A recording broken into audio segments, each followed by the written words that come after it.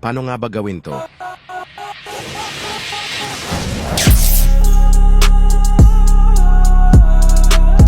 Una, mag-record ka ng clip. Ikaw na bahala kung anong acting yung gusto mo. Basta magmukha kang tatakbo ng mabilis. Pagkatapos ay umalis ka agad sa screen at mag-record ka ng empty background. Next, lumipat ka ng pwesto at unahin mo mag-record ng empty background. Pagkatapos ay pumesto ka at umakting na parang mabilis na nakarating. Next, open muna yung CapCut at pindutin mo yung new project. Pagkatapos ay import mo yung una at pangalawa mong clip. Pindutin mo yung add sa baba. Bago ang lahat, click mo muna yung aspect ratio at piliin mo yung 9:16. Pagkatapos hanapin mo yung time na bumibuelo ka na para tumakbo. Pindutin mo muna yung clip at hanapin mo yung freeze sa baba. Kapag okay na, hanapin mo naman yung overlay para bumaba yung naka-freeze na clip. Kapag nakababa na, hold at i-adjust mo ito hanggang maging 0.3 second. Next, abante ka ng konti at hanapin mo yung time na umalis ka na sa screen. Pindutin mo ulit yung clip at click mo yung split sa baba. Pagkatapos ay delete mo yung nasa unahan na clip. Pagkatapos ay pumunta ka sa pinakadulo mong video at i-split mo yung empty background. Next, hanapin mo yung time na kunyari nakarating ka na. Click mo muna yung video at hanapin mo ulit yung freeze sa baba.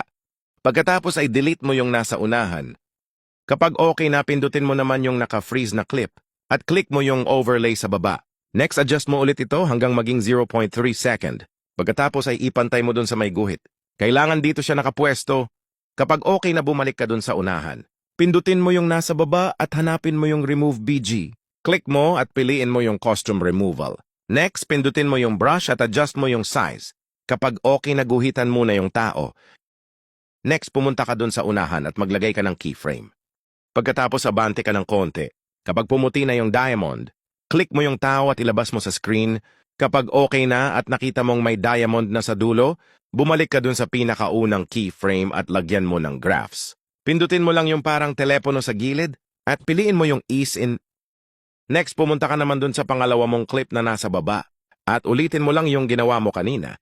Hanapin mo yung Remove BG, piliin mo yung Custom Removal, click mo yung brush at guhitan mo yung tao.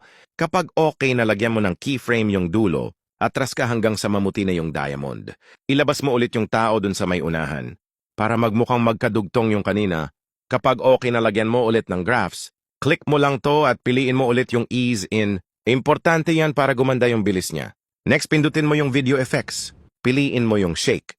Adjust mo yung speed at intensity hanggang 6. Kapag okay na, ipantay mo dun sa nakasplit. At iksian mo lang para maganda tingnan. Play mo muna at magiging ganito na yung resulta. Next, click mo yung effects at i-duplicate mo. Ipantay mo naman dun sa unahan. Kapag okay na, play mo kung pwede nang i-export. Ayan, pwede na. Click mo muna yung AI Ultra HD at adjust mo yung resolution. Yun lang sana nakatulong. Kung gusto mo pang matuto ng iba pa, click like and follow and see you next video.